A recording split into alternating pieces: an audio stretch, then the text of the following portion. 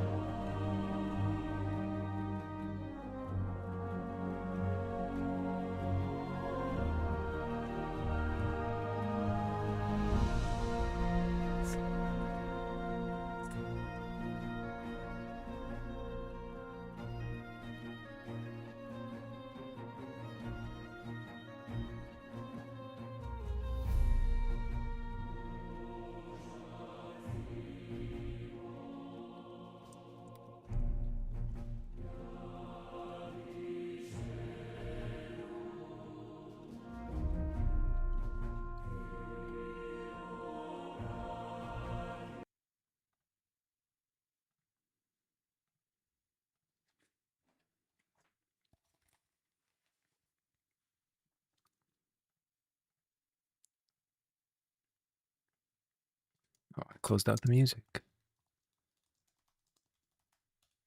I gotta change this title.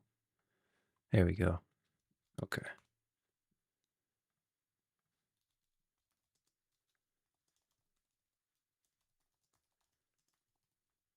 All right.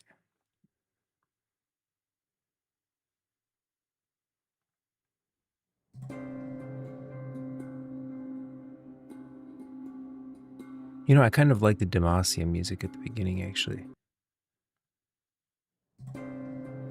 Where is that?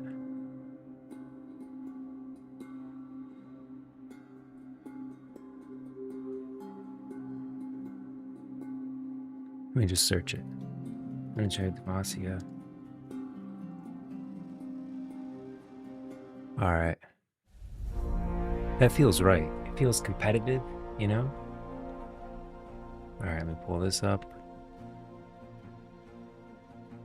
Because today, by popular demand, we're going to be ranking every single League of Legends champion based on their lore. Let me see this. Okay. Oh, can you guys hear me good? Yeah. Alright, I'm coming through. The music might be a little loud. I'm gonna lower that. Gotta lower that a bit. Because that'll be a bit too loud for the stream. Go down to like a 17. Okay. Tier. Let me pull this up. Make sure that gets...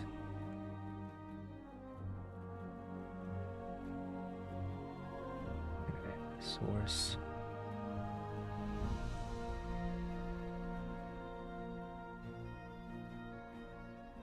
Where is it?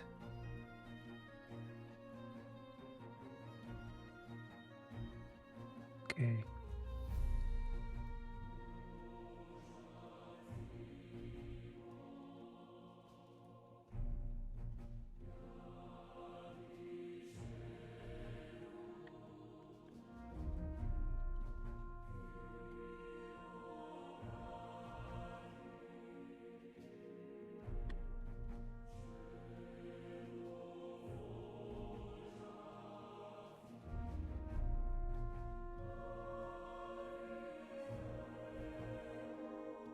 Okay, where's this? Why is it not working?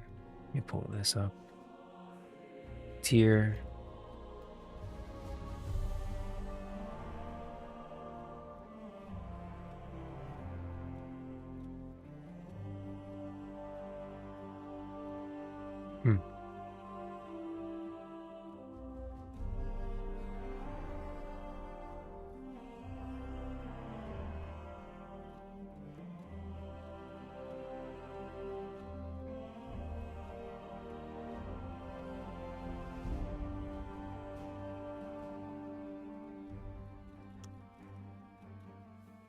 There it is. Okay. Why is it so tiny?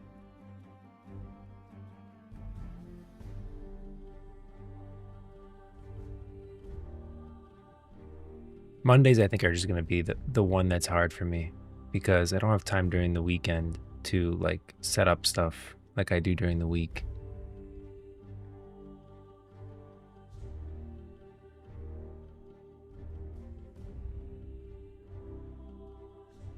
Crop that. Transform. Almost there.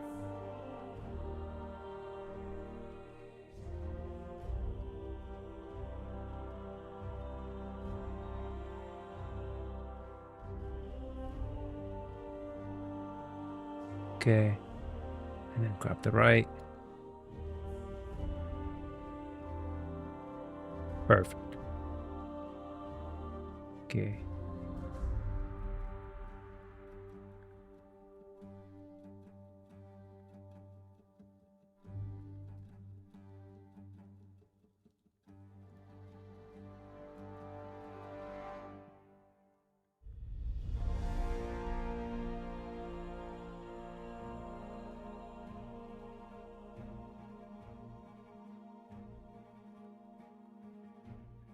Okay.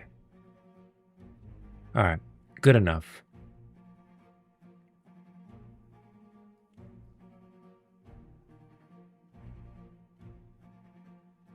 Okay. Let's start. I think everywhere that looks pretty good. We can see the whole tier list here. Although I do think there's some cards missing, definitely. We're not going to do just the League of Legends champions. Like, I want to get Zolani on this list as well. I don't see her. I don't see Yunara here. We're going to rank her as well. Whether this takes 2 streams or 1 stream, I'm not really sure. Depends how many tangents I go on. But freaking League of Legends roster has gotten big. But we are going to go through every single champion on this list. I'm going to add a lot of Legends of Runeterra champions because I feel like they deserve a spot. And then we're going to rank every single one. Although, you know what? Honestly, on Riot Grove, I'm going to add a tier maker because the amount of ads on this freaking site is ridiculous. I'm not going to subscribe for doing 1 tier list. Damn. That's a lot of ads. So I'm considering honestly adding this to Riot Grove. Like that, I'm going to add this to a project of mine. I'm going to be like, maybe like the tools tab where I'm going to have like a deck builder and stuff. I'm going to have a tier maker because it's the easiest thing to do. I'm literally using assets that I already have pulled from D-Dragon, which is like I basically use these and you can just make them into a tier list. What's the big deal? The easiest thing ever.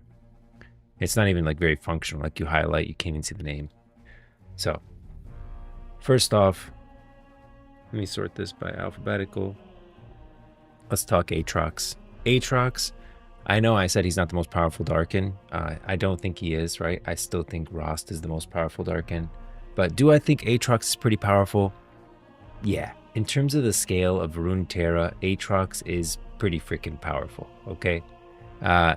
He's definitely got a lot going for him in terms of power level compared to a lot of the other champions. He was literally an ascended from Runeterra, right? Going to the map of Runeterra here.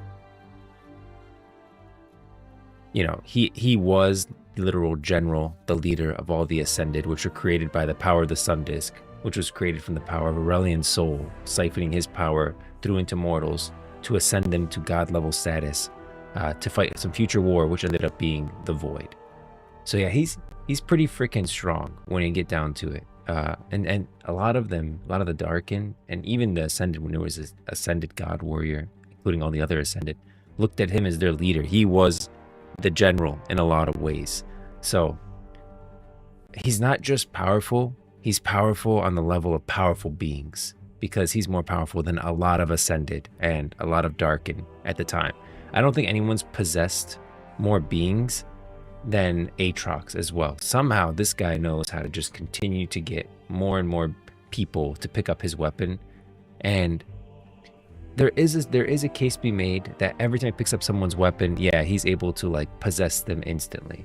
Although I don't think any Darkin can't do that. I think every Darkin can just possess a mortal instantly. I understand people say Shadow Cane is why Rost can't, but I don't really think that's enough reason. I mean, June is literally a Wuju warrior training under one of the most powerful people, one of the power mortals in all of Runeterra. Although Shadow Cane does hold his own against Master Yi, but still, I digress. He's powerful. We're at least going to give him, I'm going to leave him A tier because there is some people that are more powerful than him, and I want to just keep building out this list. I kind of feel like there should be another tier here, but we'll build it out as we go, right? We're just going to keep looking at who's more powerful. Like right now it's easy, right? Ari's strong, but she's not more powerful than Aatrox, okay? Ari, at the end of the day, her power level, I feel like really got fleshed out in, what is it called? Ruined King, right? We gotta go to YouTube, the YouTubes. Ari, Ruined King. Yeah. Yeah, I feel like this is where Ari's power really got fleshed out, was in Ruined King. If you ever played Ruined King, I mean, she's on par with a lot of these other people. She might have I think she's a little bit more powerful than everyone on that cast list, except for Pike, probably. But she is pretty powerful, right? But she's not like God level powerful for sure. She's got like Foxfire abilities and stuff and whatnot. And she's a Vastaya, so she lives a long time. So she definitely trumps a lot of mortals on that level. But God tier, no, I think Ari is actually going to go. We can drop her down here. It's like the C tier. I think we're going to end up adding tiers. Because like there's too much in between Aatrox and Ari, and above Aatrox and below Ari. So we're going to need some more letters. All right, next up is Akali. Oh, I got to be pulling him up here. Look at this. I should have pulled up Ari for you guys. Akali. Is she powerful? I mean, she's just a really cool ninja, guys. She trained under Shen. She's trained under Zed a little bit, who are both very powerful, but she's gotten neither of their abilities. She doesn't have any shadow power from Zed. She doesn't have any like spirit realm abilities from Shen. Her weapons are not like spirit realm related. They're pretty much just regular weapons. She's a cool assassin, and so we're gonna put her down here at D. Anyone disagrees with me on these rankings, feel free to tell me, and I'll prove you wrong. Okay. Next up, Akshan. Akshan, pretty cool, interesting character. I like him a lot. He's got some style. Is he powerful, guys? No. And on the power scale of RUNETERRA, no, he's got a grappling hook that's, you know, he discovered in that tomb. That's nice, but is it anything? I mean, look, the most power that Akshan got is from the Sentinels of Night event. You know, he gets the Sentinels of Light power, which does put him above a couple of other mortals for sure. Experience level, right? He's fought against the Shadow Isles and the Undead, which is a big deal. A lot of people can't stand against that. He has that kind of protection going for him. So I would say Akshan is more powerful than a lot of the basic mortals. Is he more powerful than a Vastaya like Ari? I don't think so. I'd put Akshan on like the upper echelon of mortal power level, where he's pretty strong, but not like, you know, as strong as some of these other people. Put Akshan here. Let's leave him here for now. Alistar. I don't think Alistar. Oh, Alistar isn't, yeah. Alistar's a tough one. Okay, honestly, would Alistar even be? I'm a big fan of Minotaur. So in World of Warcraft, I do play like a Tauren. So I like the Minotaur for sure. Do I think that Alistar would win in a fight against? I think he would win in a fight against Akali for sure. Would he win a fight against Akshan? I'm not actually 100% confident. He's got the size, he's got the muscle, but you guys got to remember, with Minotaur and RUNETERRA, they're literally used in the fighting pits of Noxus as like creatures of battle. It's kind of messed up. Like basically the Minotaur are oppressed in RUNETERRA. All the Minotaur that we know of are from here, the Great Barrier. They all live on like these mountains. Noxus took over, right? Took over all this land. They found the Minotaur. Basically, the Minotaur were forced to either join Noxus, which some of them did. You can see in Legends of RUNETERRA, Minotaur.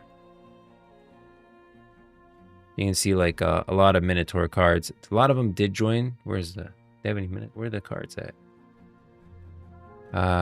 Yeah, so this guy joined Noxus. This guy joined Noxus. I think the Fallen Reckoner. That's not like someone who joined Noxus willingly.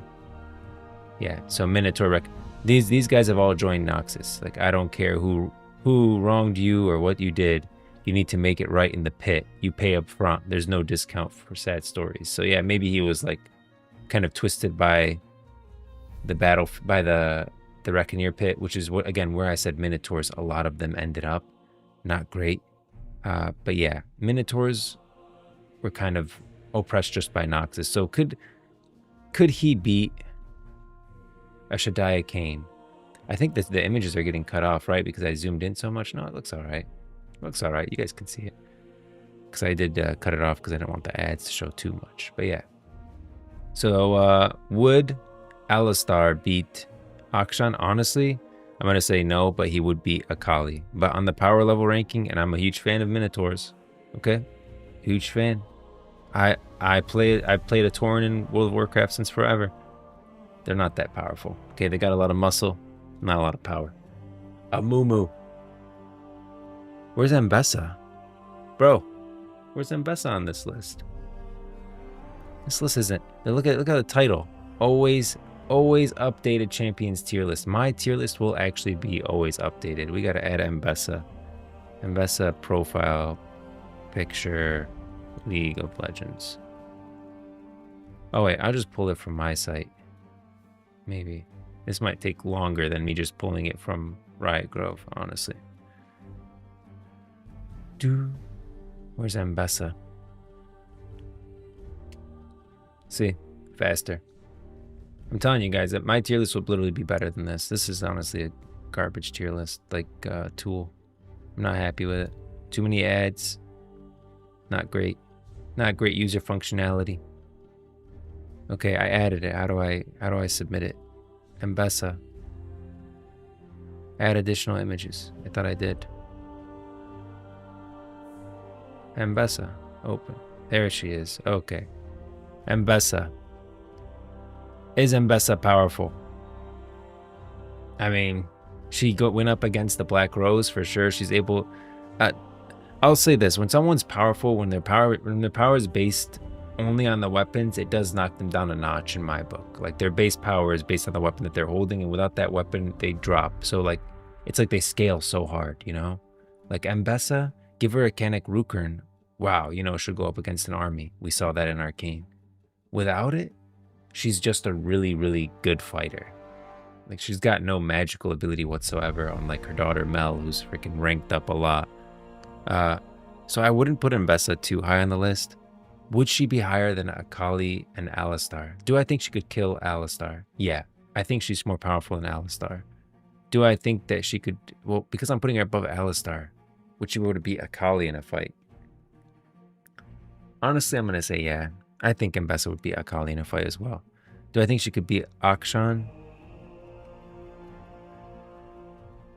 Yeah. She just got so much battle experience. Yeah, I think she could beat Akshan. Honestly, Ambessa one-on-one, she's a good pick for a lot of people. Like, she just was so powered up in Arcane. Honestly, it's hard for me to see Ambessa losing. The only fight that I could see her losing was to Mel. And that's because, like, she let her guard down, right?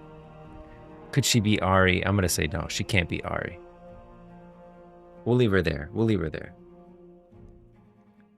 The Amumu. The sad mummy. Guys, I do have a theory about Amumu. Alright, I want to show you guys this. Amumu is powerful. Would he ever use that power for anything? I don't really know. I don't really know. Where does it say it?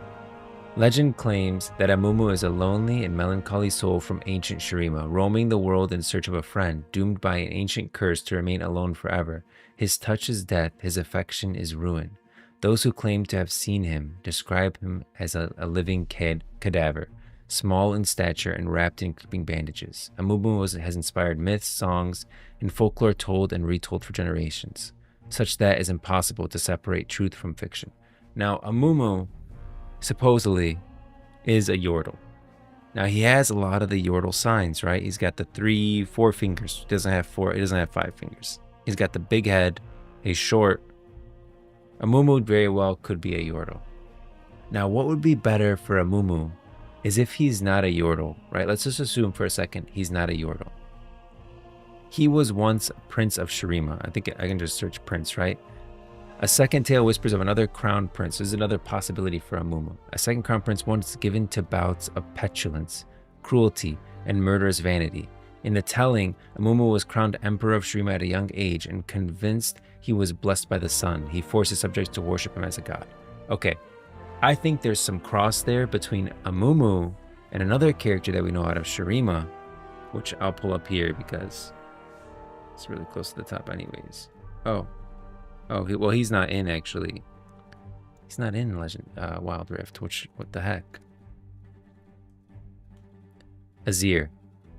Azir was not a great king by any means. Like, he was pretty vain, but I mean, he was like just a regular king. He wasn't like great in any way. He was just basic, average king. I think didn't do too much, didn't do too little. That was Azir on his first reign. He had a friend, and his friend, I think Zirath is in here though. Azir's friend is Zirath. I'm gonna prove this theory to you guys really quick.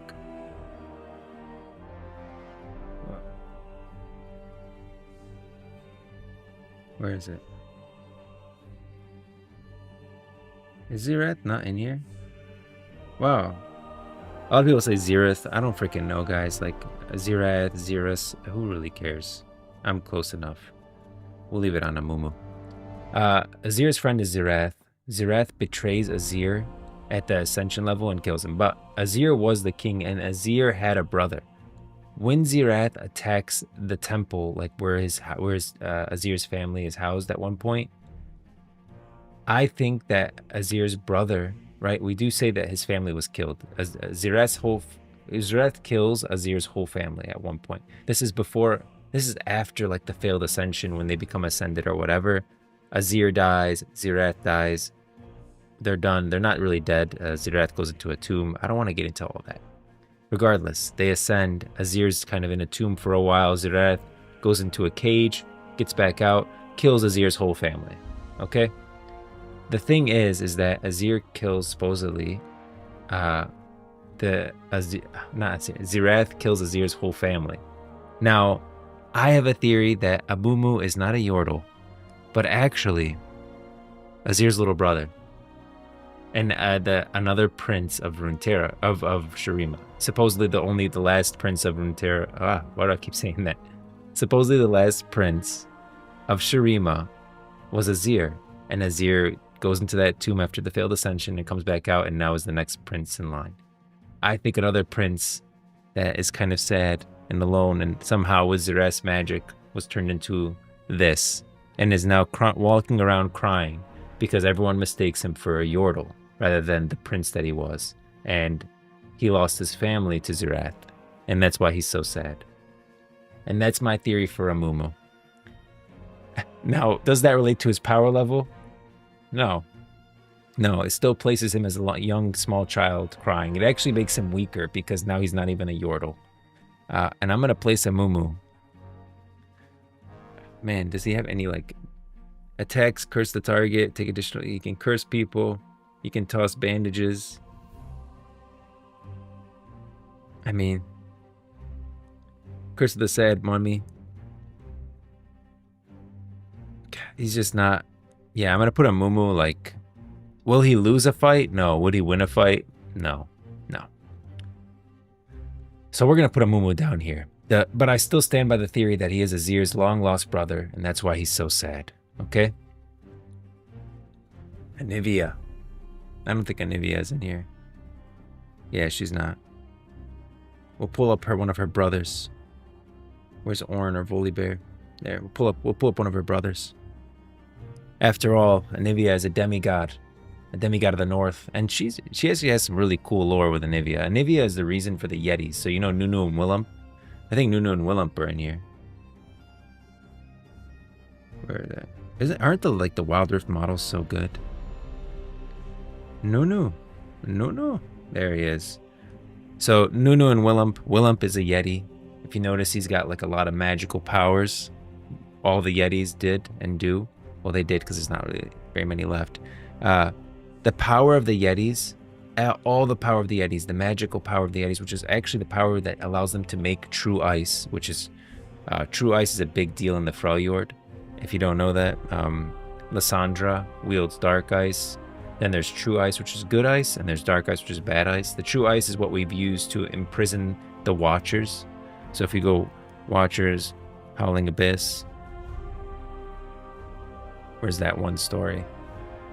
Should be like an eye, yeah.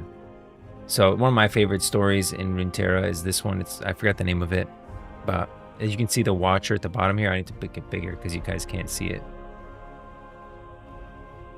Where's it bigger? An image, a new tab. That's very tiny. Thank you for that. Thank you for that tiny little eye.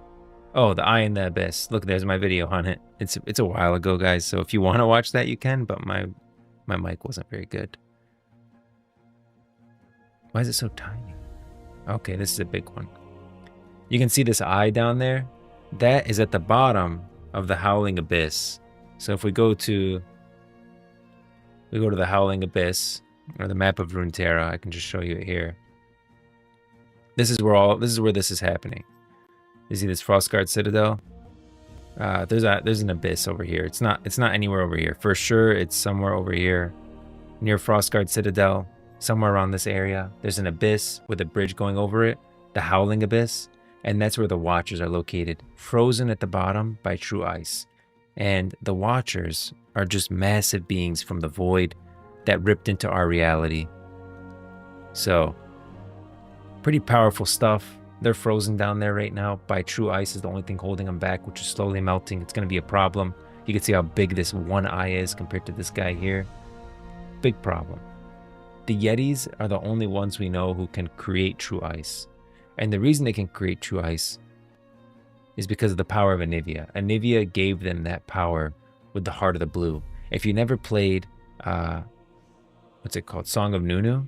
I really recommend you guys play it. Song of Nunu is one of the greatest games by Riot Forged. That I think out of all the games Riot Forged created, Song of Nunu is a great one. Anivia, being like a demigod, is definitely above Aatrox. And we could even say like a god. She's a spirit realm being on RUNETERRA. She's S tier. She's above Aatrox. I mean, there's definitely characters stronger than Anivia, but she's up there for sure. Is she still alive? I don't know. I really feel like she gave up her power to the Yetis and she kind of vanished after that. Is she still alive? I'm not sure. Or she could honestly be dead. She could. Let's trade this up. Let's change this up. Let's get some different kind of music here. There we go. Get into some powerful beings. All right. Next up, the little girl, Annie. Annie and Tibbers, and we're gonna count them together. Okay, they are two characters bound. Now, actually, Annie's bear is a demon, Talbuk, the demon of fire, believe it or not. You can tell it looks like a freaking demon.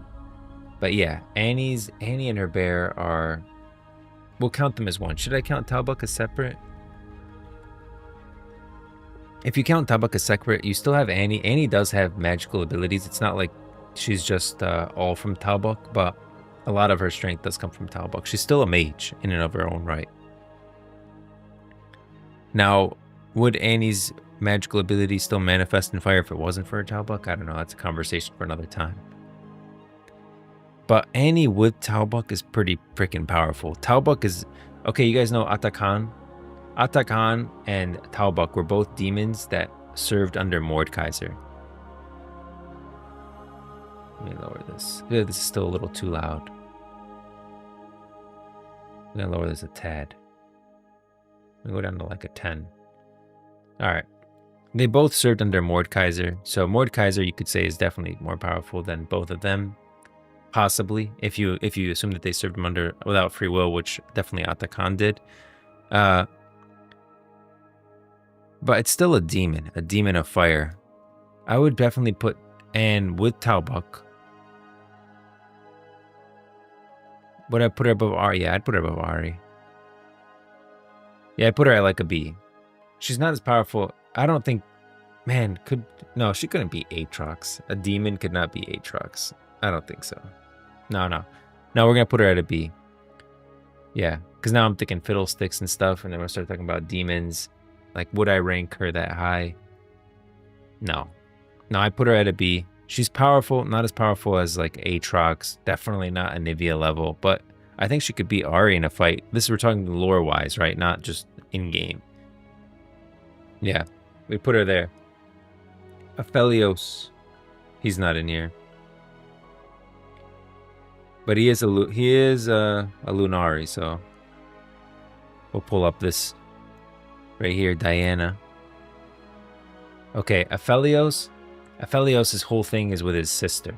His sister is in the spirit realm, in the, what's it called? This tower, the citadel that she's in. Aphelios' sister. I think her name is like Alun, yeah. Alun, and she's in like this tower that's in the spirit realm, and she sends the weapons to Aphelios. So they have to be counted together again. Like, he can't be counted as his own, but his main power is the weapons. Aphelios, character page.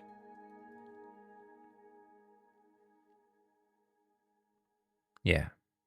Emerging from Moonlight Shadow with weapons drawn, Aphelios' skills kills the enemies with faith by brooding sights. Doesn't really telling us anything actually there.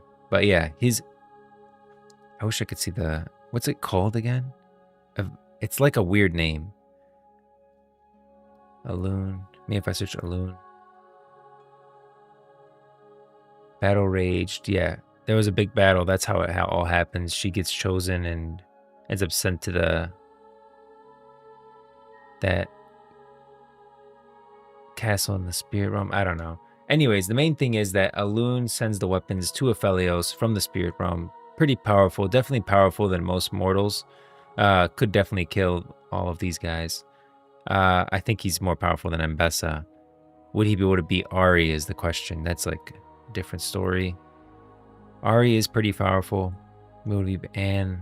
I'm not sure he'd be able to beat Annie. Maybe I put Ari a little too low. No, I don't think Ari could. Aphelios is either going to go here or here. Could he beat Ari in a fight is the question.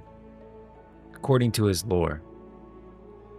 Summoning weapons from the spirit realm versus literally being a being of the spirit realm descended from Vestaya Shire.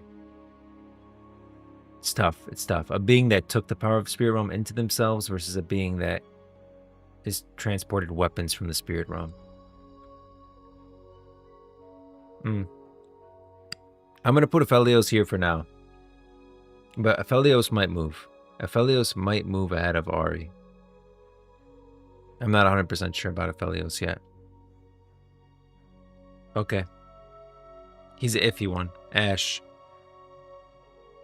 Ashe, very powerful with her bow, specifically. This bow is made of true ice, okay? One touch of this bow, you will freeze, turn to ice, and freaking shatter. We see that in one of those cinematics. There's a cinematic with Ashe shooting this bow at a bunch of people. If you even touch this bow, you will die. The only reason she's able to wield it is because she's an Iceborn. That's why she's able to walk around the Freljord in a miniskirt. That's why Braum is able to walk around the Freljord shirtless. Is because they're Iceborn. Iceborn, very powerful. You have to descend, like you'd be born from in the Freljord to the race of Iceborn, you could say. It's not something you can train to become. You're born as it. And if you're born as an Iceborn, you can wield true ice. Ashe can. And the bow that she is wielding is actually Lyssandra's sister's bow. So if you guys know Lysandra,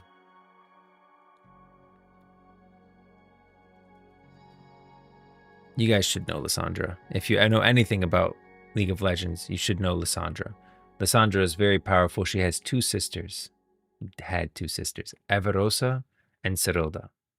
Now, Serilda had like a mace and stuff, but Avarosa had a bow. And that bow is now with Ashe. That's literally Avarosa's bow. So there's definitely some history with that bow, with Avarosa, and there's a lot of theories that she could be the reincarnation of Avarosa. Lysandra definitely doesn't like her. And Lysandra did sacrifice her sisters to seal the Watchers in true ice. You know what? That's way too many rabbit holes there. Let's just not go down those paths. But I will say Ashe powerful because of her bow. True ice bow. One touch will freeze you. A second touch will definitely kill you. You know that battle with Trundle? You guys should know this. If we go to YouTube, it's still here. Cinematic, right? Is it still here? No, not still here. Hold on.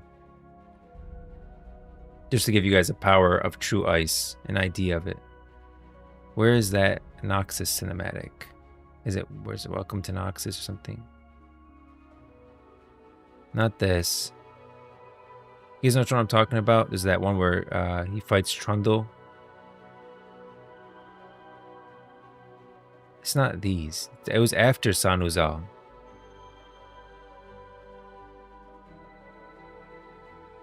After Sanuzal, where he's fighting Trundle. Not here. Not here. Definitely not there. Where am I missing it? I mean, I'm sure someone freaking clipped it and just added, like, Darius fights Trundle. It's spelled wrong, whatever. Oh, welcome to Noxus. There we go. Where is this? I think I have to play it in... Will you guys be able to hear this? Let's see. Oh, yeah, you can. Alright, let's go here. Trundle is wielding a true ice club. Actually, I probably shouldn't play the sound because I think it's copyright striked. But yeah, Trundle's wielding a true ice club. Just to give you guys a power of true ice, an idea of how powerful it is. You can see Darius here hits it one time. Boom.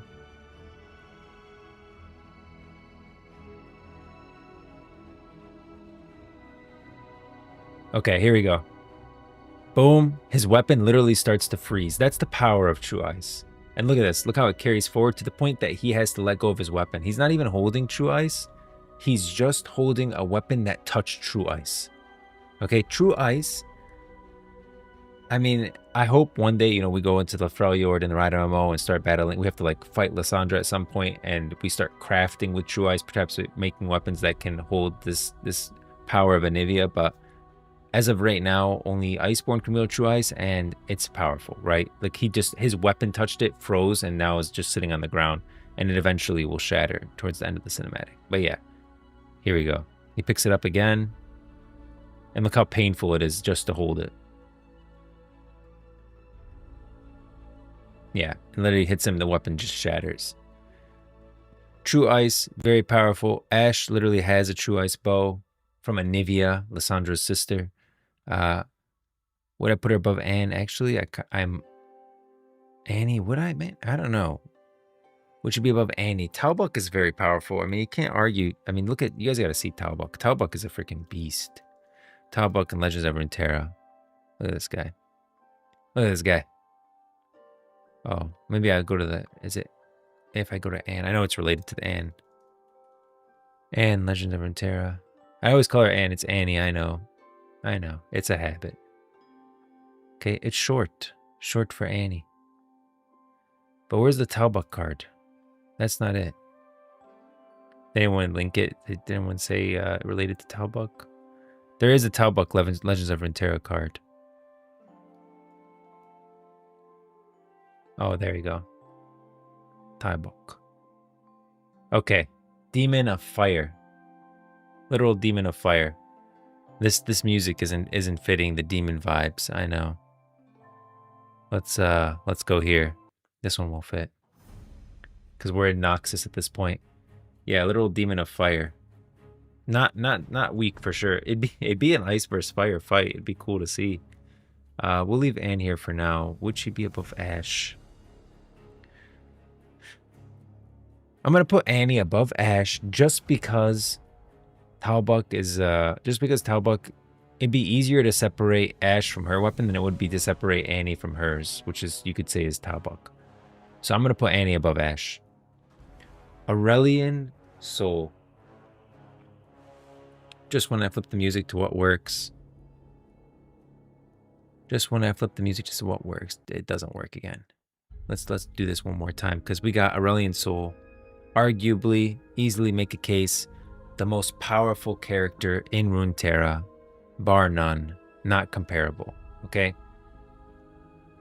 Aurelian Soul, to give you guys a scale.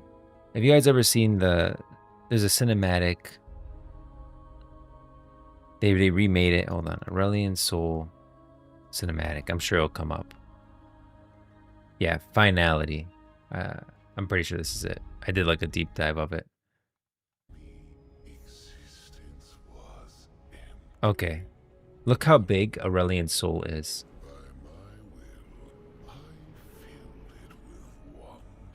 Look at the hand coming out here, guys. Understand your scale. Understand where you stand on like the level of Talbot, of Aurelian Soul. How big he is compared to you. You are like this is literal stars, okay, on the tips of his finger. And a star is definitely bigger than the world of RUNETERRA. He could flick you into nothingness.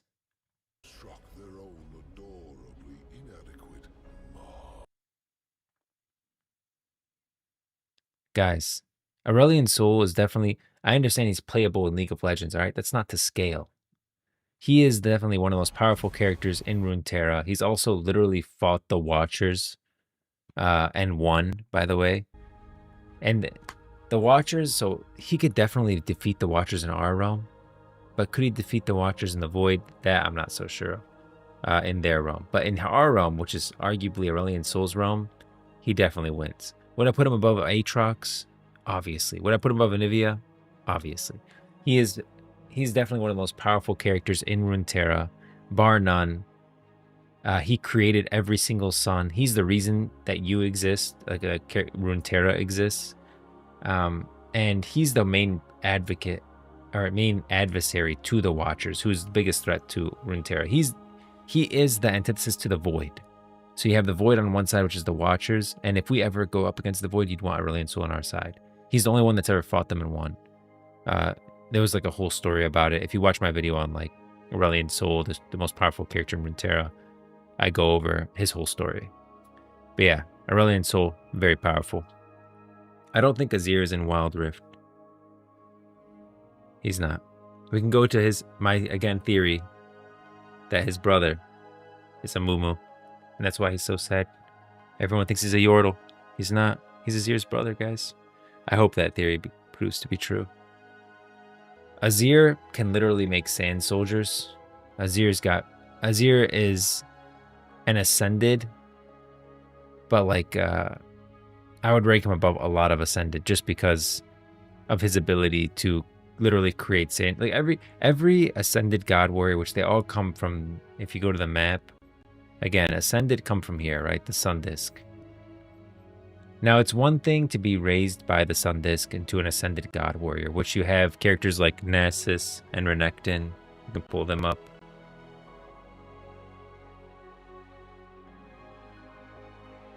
Where's he at? You can say, you know, these characters are pretty powerful. Nasus and Renekton, for sure. This is an Ascended. Why is it not zooming in? There we go. Ascended, right? Raised from the Sun Disk. It's one thing to be raised to become a God Warrior and Ascended from the Sun Disk. It's another thing to raise the Sun Disk your freaking self. Okay, Azir raises Sun Disk. I think it's at the end of, where's like those, the Tomb cinematics, RUNETERRA. Let me see, it's like part 1, part 2. Yeah, Descent into the Tomb. But this is part 1, we need part 2.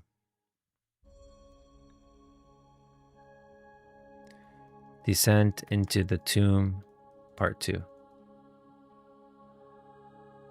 There we go. Yeah, you're literally going to see Azir raise the Sun Disk right here. He gets, so Sivir is like his long-lost blood relative, which awakens Azir. He has no thought of empires or rituals. He only knows she needs his help. Yeah. Ascension and bring back his broken city. He dares not dream that if he can save her, Azir can save them. He saves her, that's Sivir.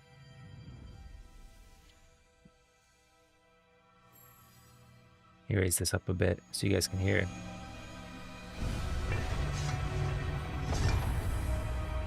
Yeah, the sunbeams. Like here's what I think happened here really quickly. So the sun disk fell, okay? But the sun disk, its power comes from Aurelian soul. It literally channels the power of the sun from Aurelian soul into people to make them ascended. The sun disk was shattered, but somehow after he helped Sivir, a beam of sun comes through. It hits a literal reflection, couple reflections, and then boom, it hits the sun disk, like a piece of the sun disk, and that's what makes Azir like a ascended god warrior. Like that's his mortal form right there. He gets resurrected from Sivir's blood, and now because he was like partially ascended, but I don't want to get into that. And then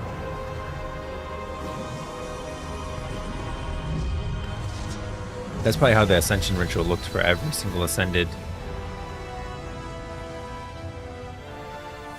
Boom. Gets his form. First thing he does, literally just raise the sun disk. He's got power over the sand, guys. I mean, pretty powerful in Shurima, which is all he cares about. Not so powerful in other places, but in Shurima, pretty freaking powerful.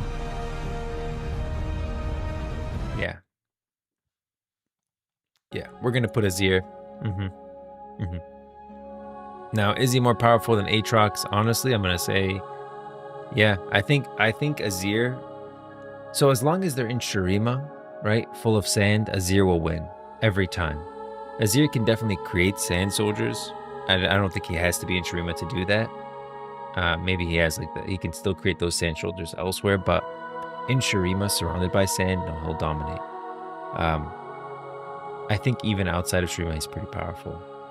I would put him above Aatrox. Aatrox, at the end of the day, in present day lore, is just a weapon, and his body deteriorates over time. Like, he'll possess someone, but it won't last. His that form will eventually degrade, and he'll lose. He'll have to find another mortal. So I would definitely put Azir above Aatrox. Next up, where's he at? Bard, the new character. Bard, we talked about a lot yesterday. Guys, man, this might take a couple of streams. I'm like an hour in. I've only gotten through a piece of the roster. Bard is... I'm gonna start going a little bit faster. Jeez, Aurelian Soul. Bard is below the Aurelian Soul. He's powerful, but not as powerful as Aurelian Soul, just because... I mean, his big thing is with the meeps, and that's a side effect of Aurelian Soul creating suns. Like, his main and sure, he's definitely against the void, but I've never actually seen him. He's fighting the void in a roundabout way, using the chimes and music and all this stuff, and trying to keep the light going almost in a way to battle against the void. He's got that Legends of Runeterra card. He puts down that bell to make people happy kind of thing. It's like a weird roundabout way of battling the void. He definitely is powerful, but I don't think he's more powerful than Aurelian Soul. I think Aurelian Soul is still one of the most powerful characters in Runeterra, if not the most powerful. I'd put Bard second, though. Belveth, man. The raid boss of the future. I don't think Belveth is in yet. We have another void creature, I'm sure. We can pull up Kassadin. Kassadin is very related to Belveth, but it's kind of against her. We'll pull up Kha'Zix.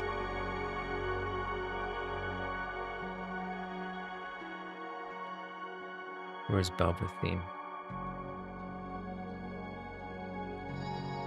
Where's Piltover Legends of Runeterra board? I feel like that one just kind of goes with everything. It's like basic background noise. And I should lower it a little bit.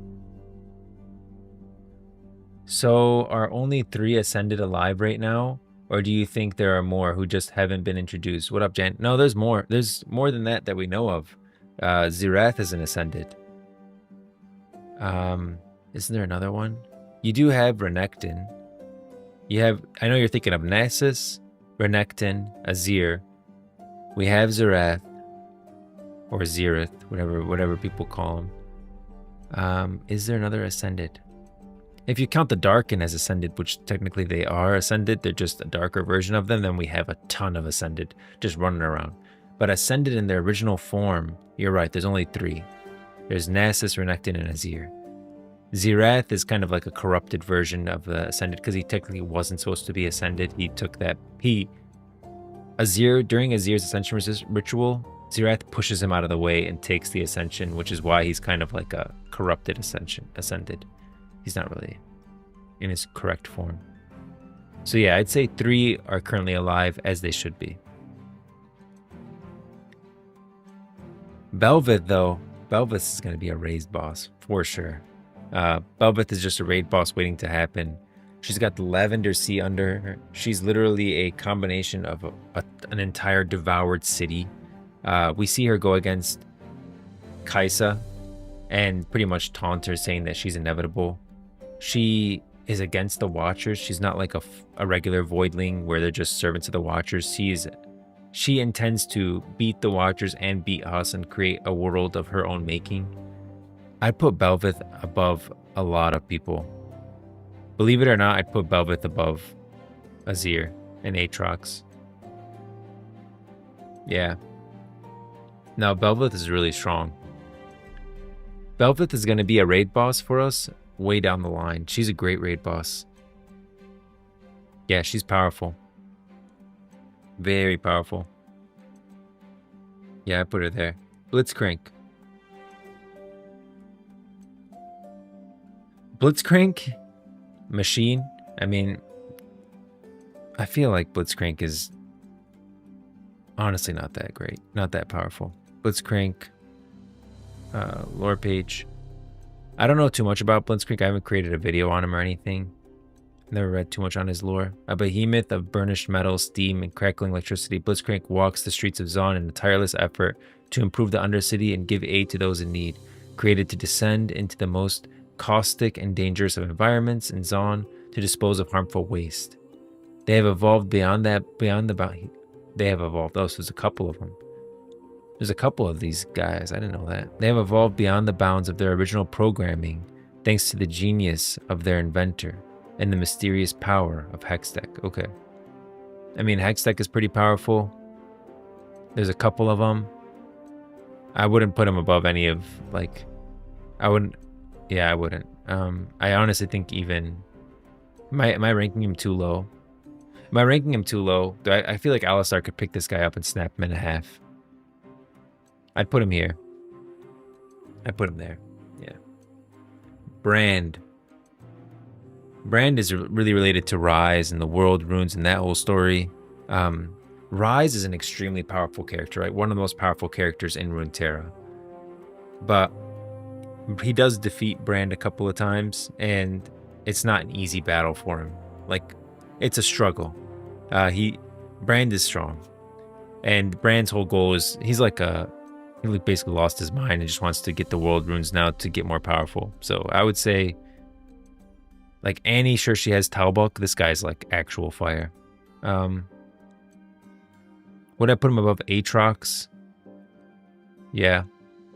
I mean, guys, you gotta understand, like, with Aatrox, I know he looks cool, but freaking Kayle and Morgana two-tap him pretty quickly. I love how Belveth slapped Kaisa in the cinematic just to prove who's really in charge. I mean, Belveth, I love how when she traps her and she just, like, rips, and then, like, her helmet's being ripped off. Man, it's so cool.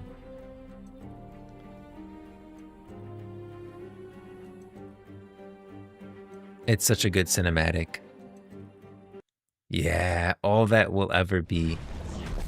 Okay, so there's a lot of story to this. If you guys want like the full story, I'd recommend my my video. I have a whole video on this, but I'll say this, like, she had a whole story leading up to this point where Kaisa dips into the Lavender Sea, which is basically the void under Shurima that's just growing. And it's like consuming more and more knowledge and life. It's like, it's really the void hungering. It's crazy. Yeah, Kaisa dips into, this is the Lavender Sea. You can see this is like probably the port city that got pulled into it from the beginning. An entire port city was devoured, which is how Belveth sprung to, like, really came to be. She's walking around. She's like, damn. Oh, that's kind of pretty. Gets ripped apart.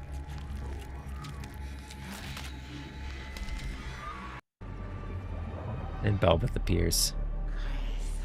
Here, I'll hire it. Let me hire it.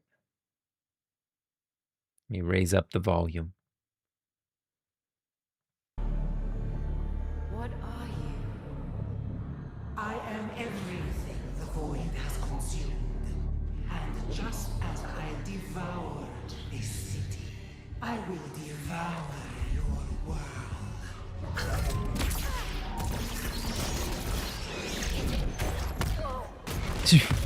That's the smack that you're talking about, Jan. She literally, like, look at this. She's like, look at the work she does. Okay, helmet on. Jumps, leaps right, dashes forward, launches missiles across the side. Missiles launching at her. Boom. Like a fly. Like a freaking mosquito. Entraps her. You disappoint me. I am not some mindless void spawn. She says that because she's not just a mindless void spawn, which is I'm not just a servant of the void. Okay, I'm not just like this being that's like she's not. She's saying I'm not freaking Kazakhs. Okay, I'm not some random voidling serving the Watchers. All right, I am way more than these guys. I am so much more. And right after this, I am the end of your world and the beginning of mine. yeah. See, her whole point. So the main thing about the Watchers is they want to end existence so they can go back to their void slumber. Belveth does not want to end existence. She wants to create it all, like it'll all be the Lavender Sea. That's like a mother slapping their kid to show them not to mess around. Yeah, except there was no love in this one. You know, like a mother will hold back. She'll pull back every once in a while, but this was just like maybe there was a little love in it. Just saying, like, calm down, go in a timeout. But right after this, Belveth offers Kaisa, like basically saying to Kaisa, help me stop the Watchers, and I'll spare your world for a little bit. That's the offer that she makes her. And she also tells Kaisa that her dad is still alive. So a lot of people don't know that this is actually Kaisa's dad, Kassadin. He thinks Kaisa's dead. And he's literally been fighting with the Watchers for a long time. And another half of this gauntlet is with another character that we know of. What's his name again? The guy, man, I always forget his name. We'll get to him. But yeah, the gauntlet and everything's really interesting because it was from an ascended god warrior. Harak, actually. Yeah, Harak. Ezreal. Thanks, Jan. Yeah. This is one half of the gauntlet of Harak, and the other half is with Ezreal. And yeah, that's Kaisa's dad. And Belveth tells him that. She's like, you're not the first to try to stop me. And she says, like, he's still alive, basically. So that's pretty cool. But yeah, Belveth is up there. That's why I put her all the way up on A tier. She's going to be an awesome raid boss. For the Rider MMO, absolutely going to be a raid boss. Braum I'm going to put with Ashe just because they're both Iceborn. I don't think he's more powerful than Ashe. Is he? Is Braum or Ashe more powerful? They're both Iceborn. They both have Iceborn weapons. Braum's is a shield. Ashe is a bow, but Ashe has the bow of Avarosa. Like, Braum has the shield of Ornn. Like, basically a door forged by Ornn, a ram door.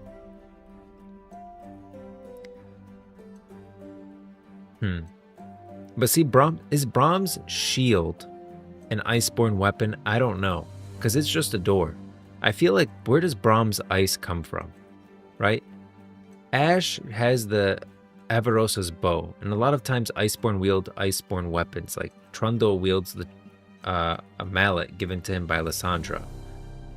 But Braum, is his door a freaking Iceborn weapon? I don't think so. I think it's just a door. A lot of his power just comes from him then, right? So Braum's an interesting one like that. The door story is hilarious. I don't know if you guys have ever heard the story of the it's like a troll and Ornn and stuff. It's such a good story. I have a video on it. But yeah, I'd put Braum just below Ash just because it's the Boa of Barbarossa. Okay. Where's next? What's next? Where is she?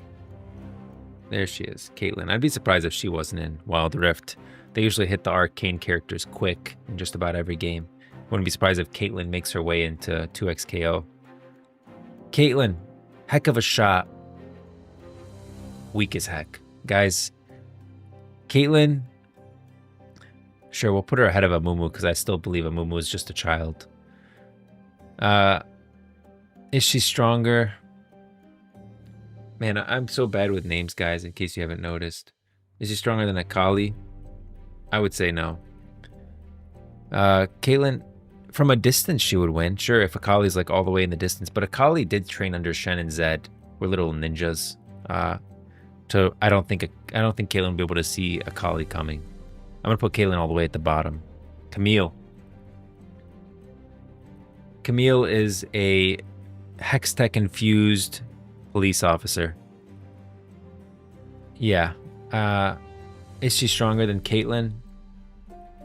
She does go up against Kaharajin in that cinematic. You know what I'm talking about? She fights Kaharajin in it. That's a canon event, by the way. Camille versus Kaharajin. That's why they messed me up at the end of Arcane with that piano, is from this cinematic. Okay, well, this is how it really went, so I'm sure there's gonna be like something funny there. Let's watch it. I'm just curious. 3.3 million views.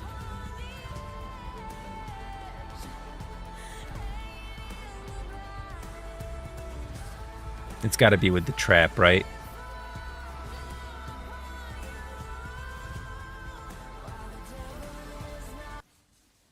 Oh my gosh. Yeah. If she gets that close, yeah, I agree. Okay, but yeah, that's the cinematic right there. Awaken. She does fight Katarzyna, but I don't think Katarzyna is like a good test of power, honestly. It doesn't do much for me in terms of like saying that she's powerful. I'm gonna rank her maybe above. She's definitely down here in the D tier. I think Alistar's a little high and Blitzcrank's a little high. I think I'd put them above.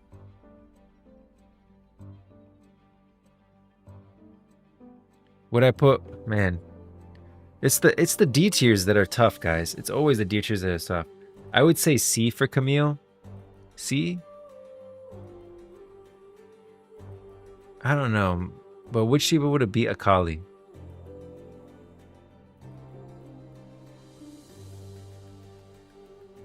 I mean, she freaking has trouble with Echo. Although Echo is pretty powerful. Guy controls time. He'll just keep restarting. Oh, Camille, you're a tough one. You're a tough one.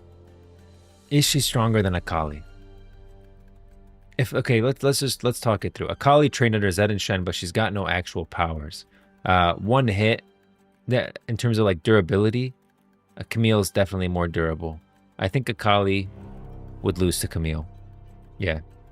Let's leave them down in D tier, though, because we're going to have to start adding letters anyways. Okay. Where's this? Let me pull this up really quick. One sec. Okay. All right, I'm ready. Okay, Cassiopeia. Cassiopeia, she is a part of the Noxian Black Rose. A lot of people don't know that, but she is a Black Rose member. She was sent to Shurima to acquire a tool or a weapon. She heard about the Chalakar and all this stuff, and so she went there to check it out to see if she can get something for the Black Rose. Ends up getting bitten by a Tomb Guardian and turned into a serpent. Now, in terms of power level, no, Cassiopeia is pretty strong. She's not in here, is she? Yeah, no. Cassiopeia is pretty strong. I never read like her. Let me see her lore a little bit more. I've only read her lore in like relation to other characters, just because she never interested me. What's next? Let's see.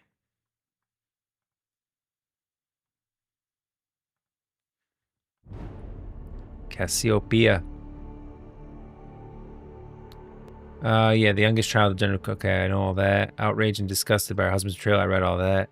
Yeah, like it always stops. Her lore always stops with like the shedding of skin. I feel like this story will probably tell her lore. She's very. I mean, she's like an assassin. At the end of the day, her next Vistum would offer a far greater challenge. Yeah, I would put Cassiopeia being a Medusa type thing. Not. Yeah, I'd put her above Camille. Would you guys put her above Akshan? Akshan does have like the cast turned people into stone just once. Other than that, I haven't seen her use the power since then. Yeah. Would you put her above Akshan is the question. Would she go above Akshan? Could she go above Mbessa? I'd put her above Mbessa and Akshan. Would I? Yeah, I would. I wouldn't put her above Felios. I wouldn't put her above Ari. Nope. She still has some power, some ability. At the end of the day, Mbessa is just like a really good warrior with years of experience. She is a member of the Black Rose. Like, she does have... I mean, member of Black Rose doesn't really bode for your power level, though. Akshan, the only thing he's got going for him is that weapon. He's got that hook thing, which is a tool from the Blessed Isles, right? It was a weapon of the Blessed Isles. It's from the Sentinels of Light. That's pretty powerful. I feel like Akshan would be able to figure her out. That's true. I feel like Akshan would be able to figure her out and not look in her direction and would find a way to win. The guy's wily. Mbessa, no. See, I feel like Mbessa would lose to Cassiopeia, but Akshan wouldn't. But then I have Akshan ranked below Cassiopeia in terms of strength. Maybe Akshan would be able to beat. Maybe if I go like this. I'd put her above Mbessa. I wouldn't put her above Akshan.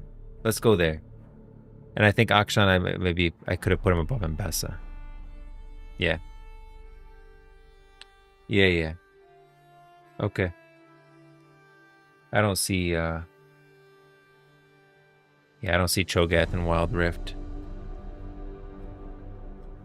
So we'll go with another guy. Oh, we'll go with this guy for now. Kha'Zix. Okay, Cho'Gath. Cho'Gath's another character that like I know of, but I need to read his lore a little bit more. Cho'Gath. Let's see. So like guys, I know a lot of lore. Don't get me wrong. I know freaking lore.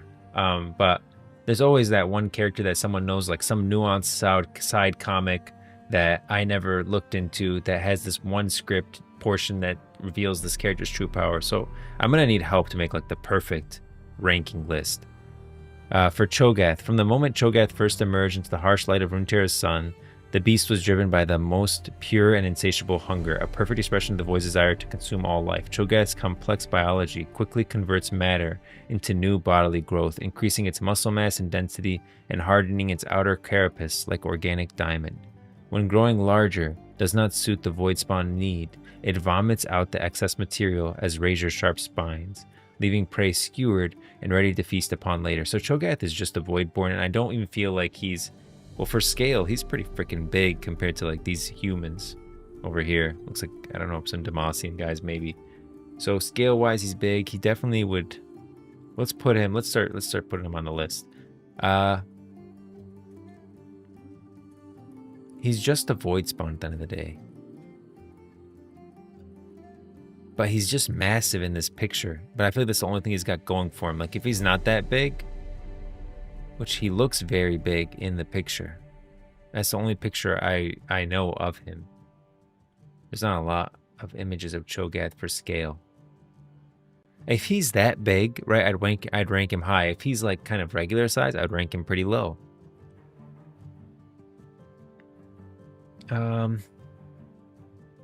Let's drop Cho'Gath. probably high C right now for Cho. Yeah. Somewhere in C for sure. Let's put him here. I think if Elios and Ari start getting to like, yeah, they'd be able to beat Cho'Gath. Yeah, let's do that. I like that. I like him sitting there. Corky. I know he's in here. Yordles. Yordles are powerful, guys. Yordles naturally get a step up for me just because of their biology. Just being a Yordle makes you more powerful. Like, you ever seen the cinematic Don't Mess with Yordles? It looks like, oh, they're in trouble the whole time. Yordle's never in trouble. Like, you just don't mess with Yordles. That's the real takeaway for me. And then at the end there, like, I know Runic Iron is a problem for them.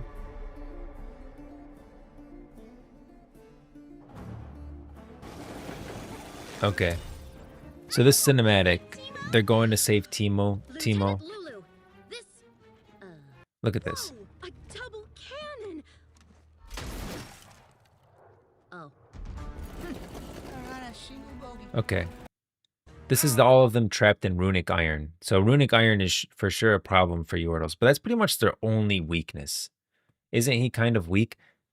Yordles come off as weak for sure a lot of times, but then it's like, What was your plan? it just always works out for them. Like, it's almost just like a game. It almost feels like a game for them. Like, they're never really in danger. They're never at risk. It's just kind of like, oh, you know, messing around. As I said, tick, tick, tick. Yeah. Don't mess with Yordles. The reason Runic Iron is a problem is because Yordles are naturally magic, and so Runic Iron suppresses magic. That's why the second she touches it, she gets... Boop. But look how... Yordles, it just works out. And then at the end here, look at this. Friends like these. Vandal Scout mission badge number 389. Adopt a pet. Cute, huh? It's a soul devouring sea worm. It's a soul-devouring sea worm, and Teemo has it as a pet. Guys, Yordles are just freaking strong, okay? They're just messing around here. I don't feel like Teemo was in actually any danger. They're almost like we're rehearsing a script maybe for Vandal Scout training. Who knows? Well, Vandal Gunners under Tristana, but Gorky, if he actually fought, like in an actual fight, like if he had to win, like he was working to even though I feel like Yordles just never have any problems, like things just work out and it'll be okay. Like it'll never be a life or death fight. But maybe things are changing for Yordles because apparently, like in Arcane, it felt like a different kind of Yordle vibe, but Arcane's a more serious tone. Heimerdinger and Shmeek. Shmeek actually dies, but when Yordles die, they just go back to Vandal City. I think only Lulu and Vigar and maybe Teemo might be in A tier or higher, others just below. Yeah, I mean, I definitely think those are the stronger of them, Vigar especially, and Lulu especially. But I still feel like Corky, all Yordles are pretty powerful. Let's put him here. I still feel, I know people are looking like, you're gonna put Corky above Cho'Gath? Yeah, I'd put your Corky above Cho'Gath. Like, this guy would just fly down in a ship and just fire missiles and, yeah. But see, Aphelios, I don't know, the mean demeanor gets me. Like, I feel like Aphelios would just not even take a joke. Darius, people might get mad at these ones. Like, I understand Darius beat Trundle in that battle, but I would put Darius beneath Trundle on this tier list. Just because you win one fight doesn't mean you're more powerful than him. I think he got a lucky strike, and very lucky a couple of times during that fight. Darius should have died, but he had like plot armor, you know. Would Darius beat Mbessa? No. Would he beat Camille? Maybe. Akali for sure. Like, he's either gonna go here or here. But she's got Hextech on her side. Yeah, I'll put him here. Darius, like, these characters are weak, guys. At the end of the day, they're just people. It's not like freaking right here. Oh, I could have pulled up Darius here for you guys, but yeah, he's just a guy with an X. He's strong. He's got good morals, I guess, for Nox in Nox's terms. But is he strong? Nah. Diana, though.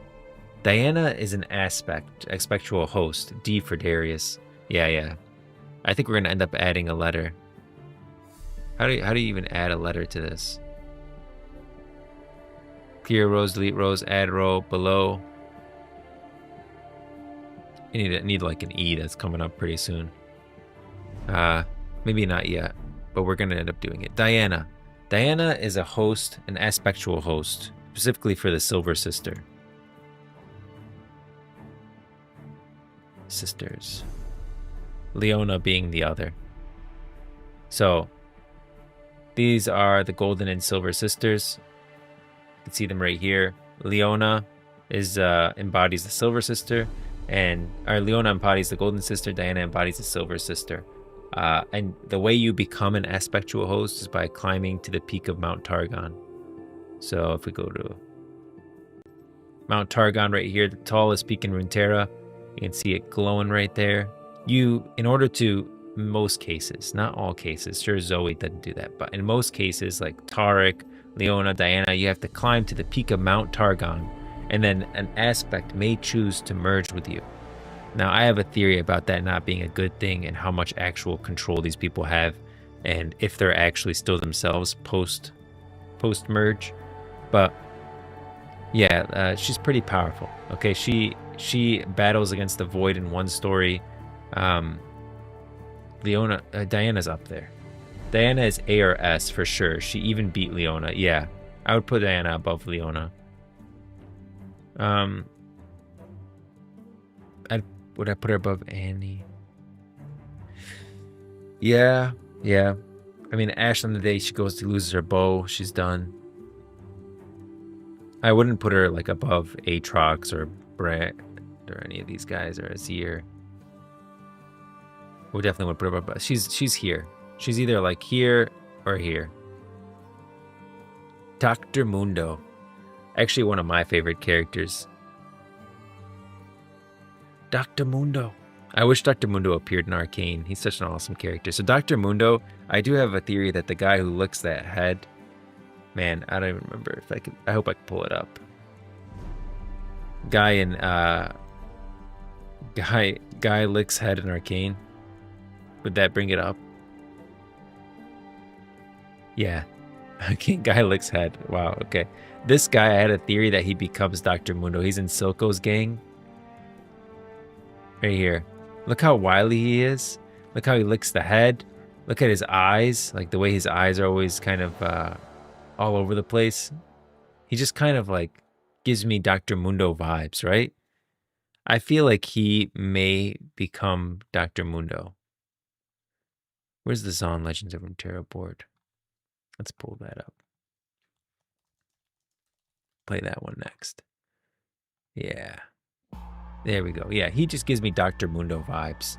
I really feel like he would have became Dr. Mundo. Dr. Mundo, he is... Man, what was his lore again? He's like I know he runs a hospital now in Zon and just basically pulls people into his hospital and runs experiments on them, and he thinks he's a doctor. Dr. Mundo lore. He's definitely scary. How powerful he is, I don't know, but definitely scary. Utterly mad, tragic homicide of the horrifying purple, Dr. Mundo is what keeps many of Zon's citizens indoors on particular dark nights. Now a self-proclaimed physician, he was once a patient of Zon's most infamous asylum. I can see that guy ending up in asylum once Silas is gone.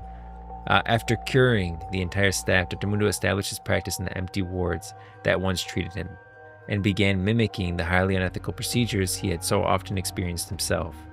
With a full cabinet of medicines and zero medical knowledge, he now makes himself more monstrous with each injection and terrifies the hapless patients who wander near his office. Now he's clearly like a chemtech experiment gone wrong. They look like they used chemtech on him too many times, and he is now like this monstrous abomination. I think he's definitely more powerful than Camille. I think he would beat Mbessa. See, but now Cassiopeia and Akshan, I think I'd put him right there. Akshan's smart, guys. Akshan is just... He's just a smart guy at the end of the day. I feel like he's wily. He'll find a way to win. Yeah, I'm gonna leave Dr. Mundo right there. Draven. Draven is honestly like Darius, although I do think he's more. I think he would win in a one-on-one fight if they ever did, although they are brothers, so I don't think that's gonna happen. But I would put him above Camille too. Would I put him above Mbessa? That I'm not sure of. I don't know if I'd put him above Mbessa. I think Mbessa might win. Just because she had so much more experience than him. Yeah, we'll leave him there. Echo. Echo is, in terms of on, like, the human level, he's definitely up there.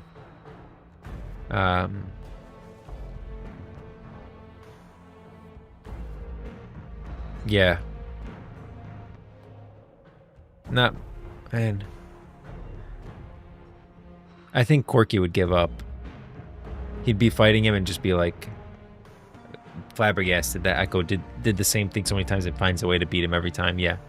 Aphelios. No. Would I put him above Aphelios? That's tough. The rewinding time thing is broken, right? Anytime you're messing with time, it's like, can you really beat him? Can Echo be beaten? Not really sure. I'm gonna put him right here. What do you guys think of Aphelios or Echo? He's not more powerful than Ari. Freaking tough. You can if you one-shot him. That's true. That's true. That's true. Okay, yeah. Below Aphelios. 100%. Aphelios is higher than Echo for sure. Yeah, you're right. If he gets one shot, he's done.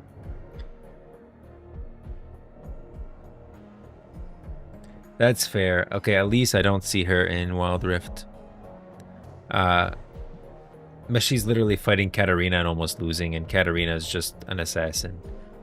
I would put Elise above Cassiopeia, above Dr. Mundo, below Akshan. That's Elise. I realize that might be a surprise. She is dying. Well, hold on now. Hold on now. We did see the fight between Katarina and Elise. At the end of the fight, Welcome to Nox. I need to go back to the Welcome to Noxus cinematic. Was Katarina going to run away after this, right? Or was she going to stay and fight? I don't think so. I think the whole goal was to expose the Black Rose, not to beat them, and I don't think that she would have won here if she would have stayed. I think Katarina was about to get out of there. We see this whole fight, and Elise was trying to avoid it the whole time. But right here, this was the whole goal, I think, was to expose this. I think her goal was to expose the Black Rose. Elise gets her power from the freaking Shadow Isles, from that huge spider god over there, and she serves her. And she can turn into that.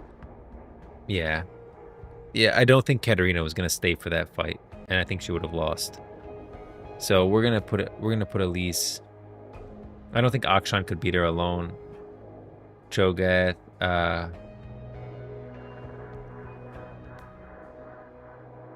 yeah. Ugh, Ari and Aphelios, man, should I put her up here? Yeah, I feel like she's more powerful than them. Like that form is massive. The spider god that she serves, here, I'll show you it.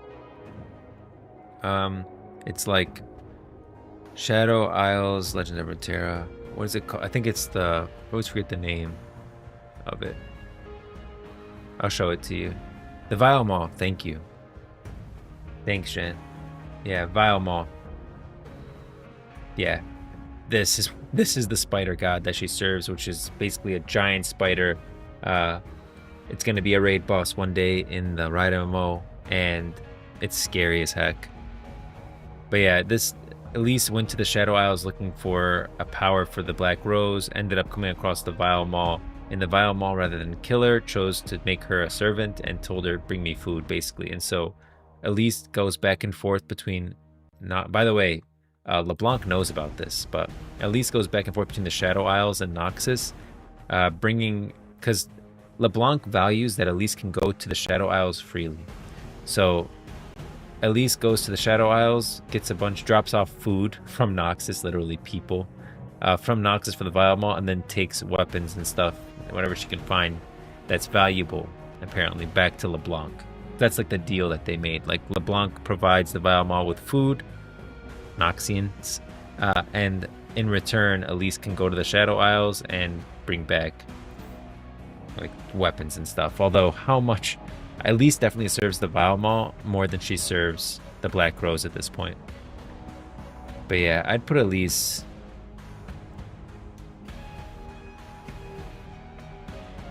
Is she more powerful? Yeah, actually, you know, we're gonna go right there. Okay, isn't Vile Maul a spider god? Yeah, so Elise is pretty strong in my opinion. Yeah, I'd put her right here. I wouldn't put her at like celestial level. Okay, but above Annie, above a demon, Talbuk and all that. Okay, but then we get Evelyn, who is actually a demon. Definitely up here. Evelyn. You know what's interesting about demons is that demons can choose any form, really. Like, this isn't... Evelyn, demons choose how they look. Like, Fiddlesticks has a ton of different forms, right? He, like, looks one way in one area because he's trying to scare people. He survives on fear. Let's see if they have, like, someone was smart to group them for us. Doesn't look like it. Where's Fiddlesticks' POC deck? Fiddlesticks POC deck, because that has them all. Where's the deck? Okay, yeah, so False Friend, that's Fiddlesticks. Dread Harvester, that's Fiddlesticks. Arachnid Horror, that's not Fiddlesticks. Shallow Siren, that's Fiddlesticks. Baleful Seeker. These are all Fiddlesticks, guys. These are just different forms. The Dread Harvester is Fiddlesticks. I don't know if I put that one out. Yeah. So Fiddlesticks takes on the form to scare people, whatever that form is. Like if you go to, this is Bilgewater, he looks like a siren pulling people to the depths. If you go to Noxus, it's a giant dragon destroying the Empire. You go to Demacia, here he is consuming light, like consuming the light of, I think he's doing this to scare Lux. Yeah, I did the Dread Harvester already. Look, even a Yordle is terrified here. And that's not just any Yordle, that's the Yordle from the Shadow Isles, and we'll get to her, but I don't want to get into her lore yet. But yeah, why is she scared? She's immortal, right? She just goes back to the Shadow Isles. I mean, she just goes back to Bandle City. And she really, her character story, she doesn't, like, she's not afraid of death. She's almost like freaking emo. I would say that she is emo. Let's start another one. Let's do this to autoplay. I don't feel like keeping... How do I turn on autoplay? Whatever, I'll just keep doing it. But yeah, Fiddlesticks has different forms, right? And then so that means, what that means is that Evelyn chose this form. This is the form that Evelyn chose to appear as. And the reason for that is because she lures people to their deaths. Like, she basically almost like seduces them to come closer, to get them closer to her. And she uses her assets, you know, her particular assets, to lure them to her to kill them. And every demon feeds on different things. So Fiddlesticks, we said, feeds on fear. Why is this not going back? Evelyn, I have a feeling, feeds on like, what was it? Fiddlesticks has a line saying what she feeds on. Oh, man, what was it? Fiddlesticks, Legend of Terra voice lines. And I mean, that's assuming Fiddlesticks can be trusted. Where is it? Oh. What? Maybe it was League of Legends. I thought it was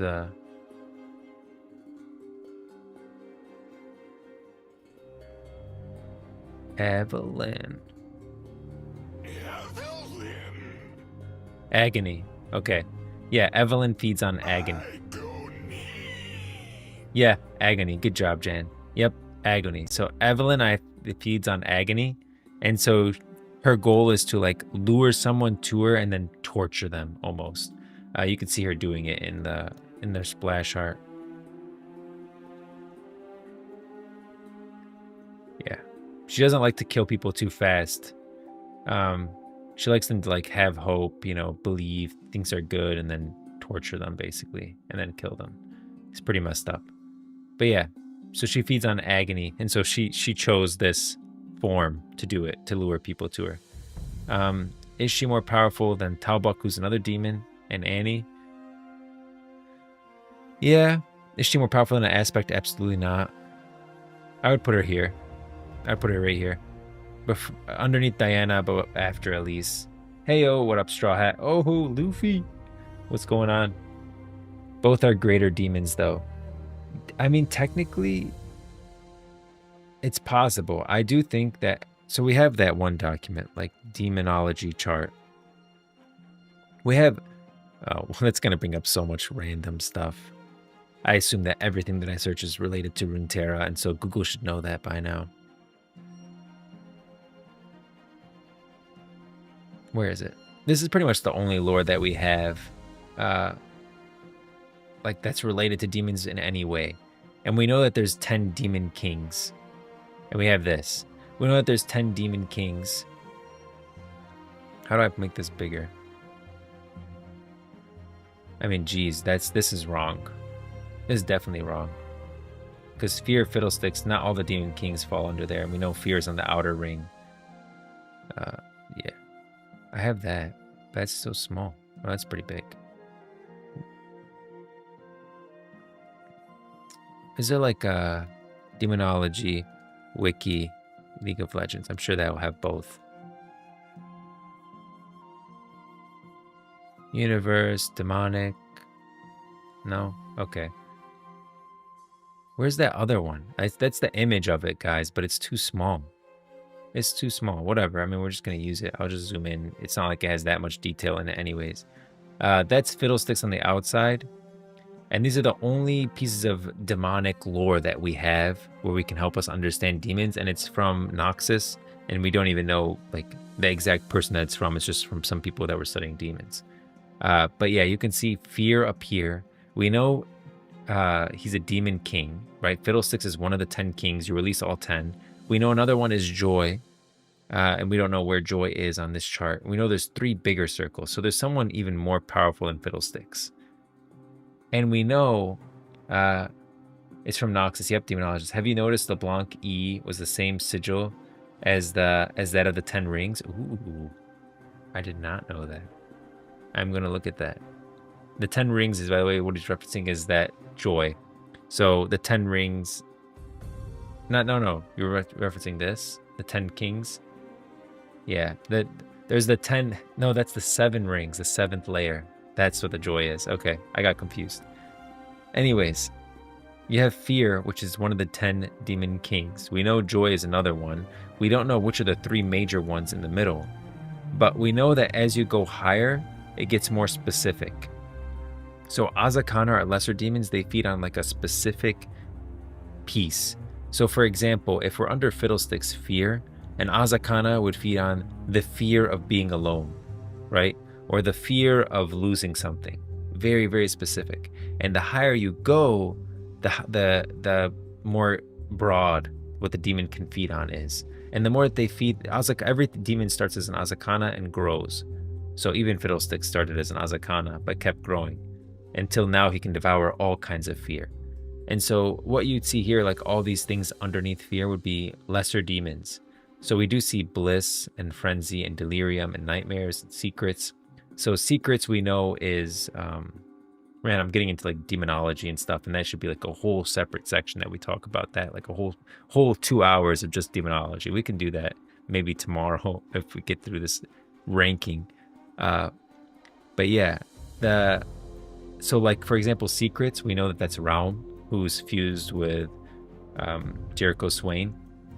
So this could be, Raum could actually feed on the fear of secrets, like the fear of either secrets that other people keep or the fear of your secrets being known. But it always has to do with fear because they're lesser demons. They're underneath the fear tree. What we don't see here is Agony. Agony is not on this list. I thought that maybe she could be Bliss at first, but with the voice line from Fiddlesticks here saying Agony. Yeah, so she's definitely Agony. And we don't see Agony, although this is just some scribbles of some random person. You can see the demonology, the 10 kings there. So they did figure that out. So she could be a whole nother demon king, possibly. I feel like Fiddlesticks is way stronger than her, so I'm not sure. But if she is, then she would definitely be an outer ring one, not like an inner ring one. But yeah, we'll put it right there. I went on a tangent. Okay. Ezreal. Okay, Ezreal does have one of the gauntlets of Harak, the other one being with Kaisa's dad, Kassadin. The gauntlet is very, very powerful for sure. It's literally an ascended weapon without him having to be... It's not like a Darkin's weapon. This is an ascended from the Sun Disc, like basically having the weapon of Nasus or Renekton, except Harak was one of the most powerful ascended ever. The world would literally have ended without Harak. There's no images of Harak, by the way. He's just in the lore. Harak is the reason that we were able to beat Akathia. Well, Shurima was able to beat Akathia and halt it from spreading all across RUNETERRA. He dove down into the depths beneath the void during the Void War, and I can pull up an image for you guys. So we know where we are now, right? Akathia. During the Void War, Harak dove down into the depths of like the void underground, and found these hearts, these void hearts, and was able to destroy them. And that's what allowed the void to halt and to stop spreading. This was during the Void War of Akathia, so Akathia released the void because they're idiots. Honestly, like they shouldn't have released the void, and then that's what like led to Akathia basically becoming this wasteland of a desert that it is now with no life. So it wasn't a good move, but Zillion saved part of it. Man, look how I tell too much. I need to learn to tell less and just like tell the important parts. But yeah, he drove into the depths, found the void hearts, destroyed them, and although he died in the process, he did halt the void corruption, and now it's kind of frozen in Akathia. Ezreal does have one of his gauntlets, the other one being with Kassadin, but the gauntlet is very powerful. Like we see him use it in another cinematic with Kaisa. It like shoots an arrow almost.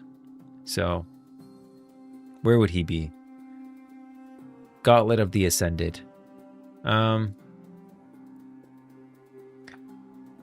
Would he be more powerful than Echo? That's tough. Would he be more powerful than Echo?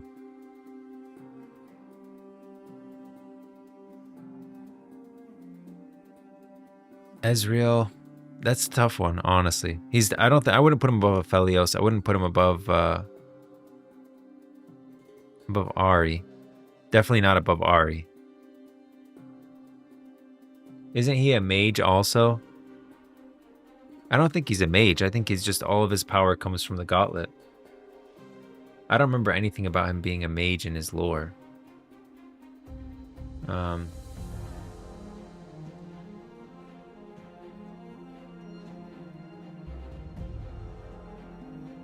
Okay. That should have worked, I thought. Easy. Oh, I spelled it wrong. EA. Okay. Dashing adventurer, unknowingly gifted in the magical arts. Oh, so he's a little bit of a mage. Ezreal raids long lost catacombs, tangles into ancient. Yeah, he's kind of a mage. Yeah, he does have some magical ability. That's true. Unleash devastating arcane blast. That's the Mystious Streaming Gauntlet. When Ezreal is around, trouble isn't too far behind. Yeah, he's kind of a mage. But he's not like very. I feel like he's not very adept at his abilities. Isn't he easy travels around the world? Yeah, feels like he'll have more experience because of that than Echo. That's true. That's true. Experience does bode for something. Yeah. I mean, he literally battled the Void. He battles Void Spawn here with Kaisa. Kaisa and Ezreal fight Void. Where's that cinematic? You guys know, we have Warriors. Yeah. That's literally an item in game too, that tier.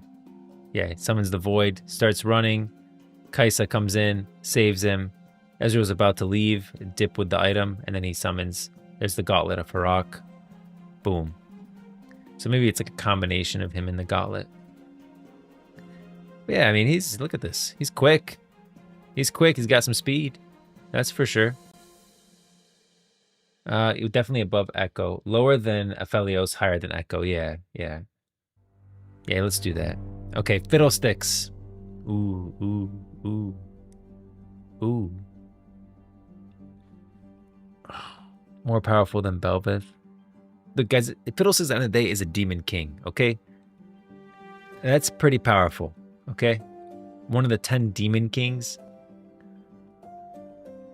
I'm going to put Fiddlesticks. Man, would I put Fiddlesticks above Belveth is the question. I'm going to put Fiddlesticks up there for now. Yeah. Yeah, I'm going to put Fiddlesticks up there. I don't care. Fiddlesticks is one of the 10 demon kings. Very powerful. A world-ending threat, just like Belveth. One-on-one, I don't think Belveth could beat Fiddlesticks. It's just, what does Belveth fear? Probably like, she probably fears the Watchers in some sense, and Fiddlesticks can just expose your fears at the end of the day. So I'm going to put Fiddlesticks S tier, but the bottom of S tier. I'm sure Fiddlesticks is in this. Yeah, right there. The Fiddlesticks. Yeah, one of the 10 demon kings. Very powerful. Definitely up there. Fiora. Guys, Fiora's weak. Fiora's weak. She's with Darius. She's like, you know. Honestly, I don't think Camille. I think Camille would beat Draven too. I don't know why I put Draven above Camille. But Fiora, honestly, below Darius. Below Akali. But yeah, above Alistar. Above Caitlyn. Blitzcrank is just a machine that cleans. Sure, he's powered by Hextech, but a lot of people could beat him. Yeah, that's where I put Fiora. She's just a human. Just a weak human. Fizz, one of the first ever Yordles in RUNETERRA. One of the ancient Yordles in RUNETERRA. A very powerful Yordle. Although he is a trickster and likes to mess around with people. I'm going to definitely put him above Corki. I'm going to put Fizz. No, Fizz goes up. Fizz goes up. I'm going to put Fizz.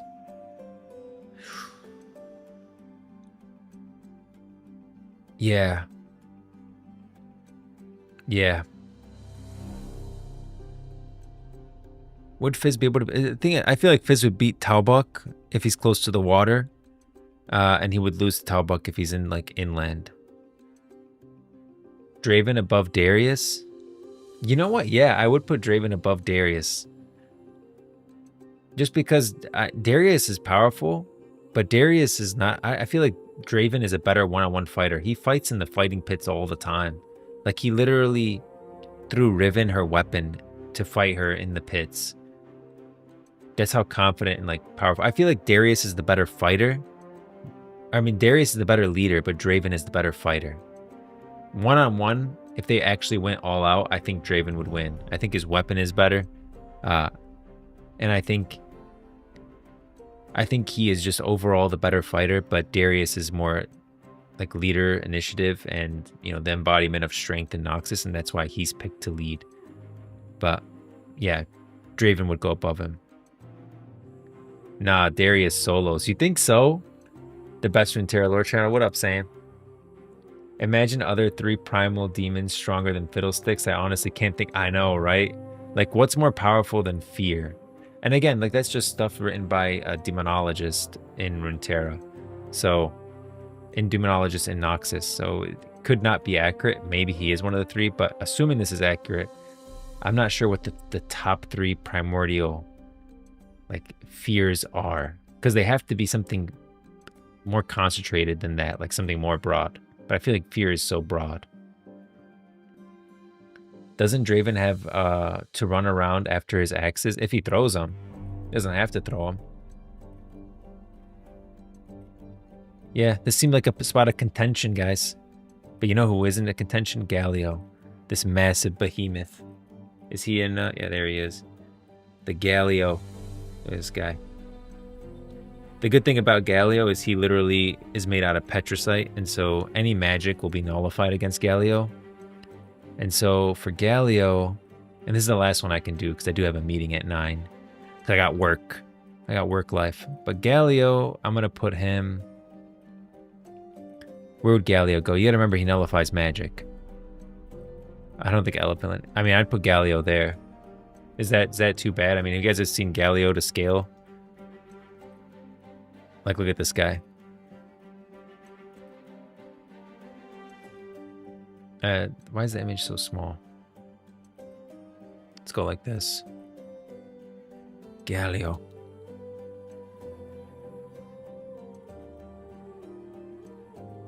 Yeah, he's massive, guys. He's towering over the buildings. I don't know why this image is so tiny. But yeah, he's towering over the buildings, towering over the people. He's a big guy. Beast, yeah. Galio is way stronger than Braum. Oh yeah. No, yeah. We're putting him up there. There's a big gap between...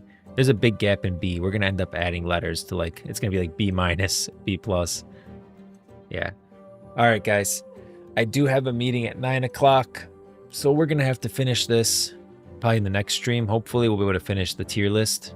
It's not going to finish today because there's too many. But I'm going to save this. I'm not going to close it out. And we'll continue from where we left off right here. Galio lifts for sure. Oh, yeah. Galio's a big boy. All right, guys. Thanks so much for joining the stream. Thanks so much on YouTube, X, Twitch. Appreciate it, guys. Nice. Yeah, we're going to finish this next time. Go through all of this. Or actually, I really wanted to add some other characters to this, so I might do that off stream. And honestly, I never realized how garbage this site is. So I am going to add like this to my project to-do list on Riot Grove because I can easily make a tier list maker with just these images here. And it'll always be up to date and accurate. Like this one was missing Yunara. You're able to add Legends of RUNETERRA cards. I can do way better than this garbage. This is pissing me off. So, yeah, exactly. And it should be like this site sucks. I'm gonna beat it. Okay, guys. Thanks so much for joining.